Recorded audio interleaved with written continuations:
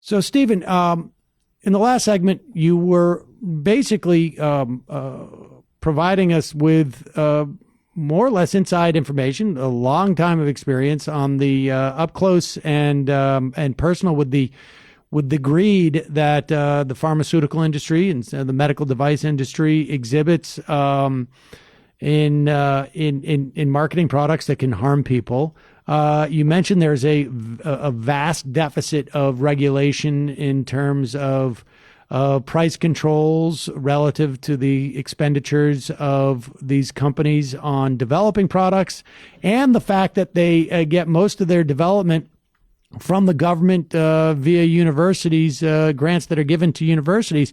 But what I'm curious about is, what is the regulatory scheme that is set up ostensibly to protect us, right? I mean, this week we had ketamine, I think it is, that was that was okayed by the FDA. There's some real controversy around what in fact it is. What is the, just give us a sense of like how rigorous is the threshold that a drug has to pass to be proven to be both effective and safe for people? It doesn't appear to be that clear. And in fact, one of the biggest problems is the FDA doesn't tell you that aspirin is equal or better than most of the painkillers that you spend a lot of money on. They don't compare. There's not a comparator required in our regulatory processes. So that's one of the biggest problems. So you listen to an ad of a company saying my drug is my aspirin's the best stuff on earth, and there's nothing there that really protects you to really know that. You don't. And it just happened when a new opioid type drug came out just in the last couple of days. It's called ketamine, Ketamine. And the American Journal of Psychiatry just issued an editorial saying, it's really potentially an opioid. It could be a problem. So in other words, in our present situation with the addiction to opioids, this may be a major problem drug. And yet it's been approved by the FDA.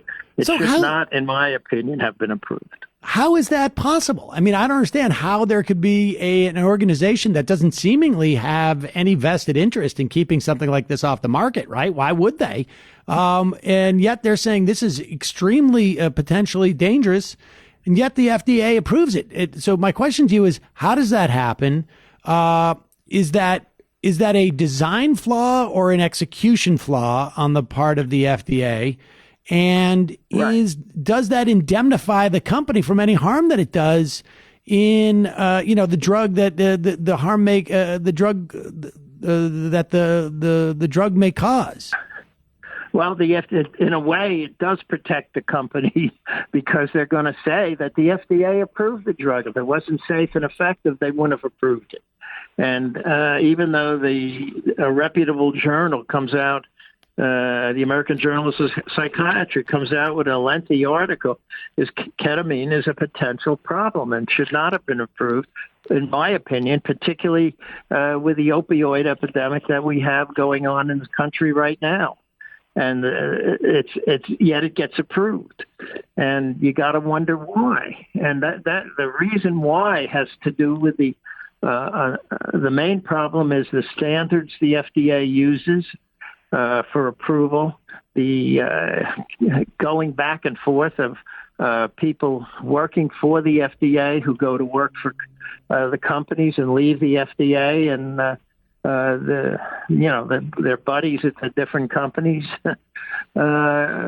get talked into approving these drugs, and that the system is just totally run away. It's a very serious problem. And we need to really get on top of it.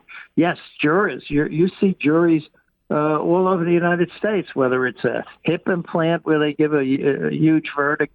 We had a verdict recently in Risperdal for $70 million on a individual case. And we've had several plaintiffs' verdicts in Risperdal. And the reason is the jurors are just looking at that. And then we're fighting the battle in the courts. We originally were barred from getting punitive damages in these Risperdal cases on the theory that the company is based in New Jersey.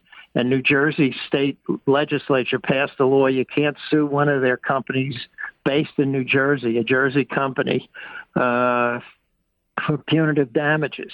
So we had to spend years litigating it, and we finally were successful in overruling those decisions, at least in our courts here in Pennsylvania, on the grounds we can now get punitive damages in a Risperdal case based on the law of the state where the person was injured, which is the way it always should have been. But that wasn't until some years of litigation. And the litigation battles go on all the time in this area. And the companies get the best possible students out of law school joining these big law firms. They bill for, sometimes you'll see them billing for $800 to $1,000 an hour for the young lawyer's time or the lawyer's time.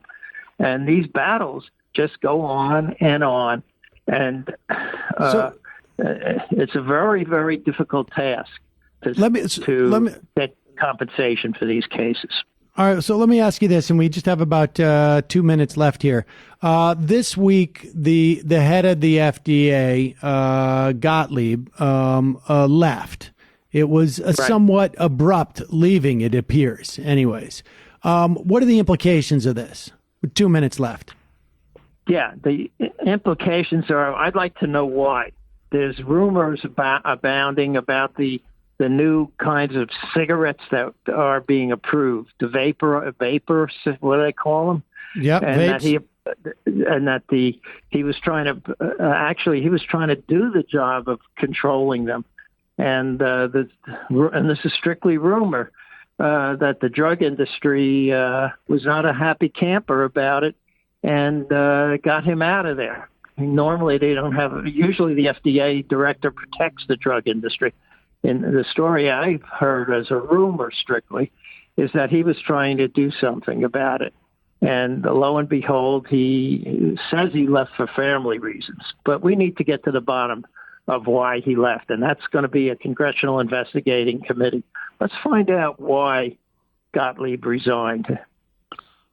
Yeah, it was certainly abrupt, and there definitely feels like there was a lot of unfinished business. I mean, one generally has a little advance notice if you're going to leave for the sake of your family in these instances. Right, and something very fishy about that. Well. And of course we've seen this. This would not be unprecedented in the context of the Trump administration. We saw people forced out of the VA because they wouldn't go along with the privatization scheme. The idea that there are certain forces that felt like this chair of the FDA might start cracking down on stuff is not hard to imagine. Well, Stephen Scheller, thank you so much for your insight in this realm, because it's lawyers such as yourself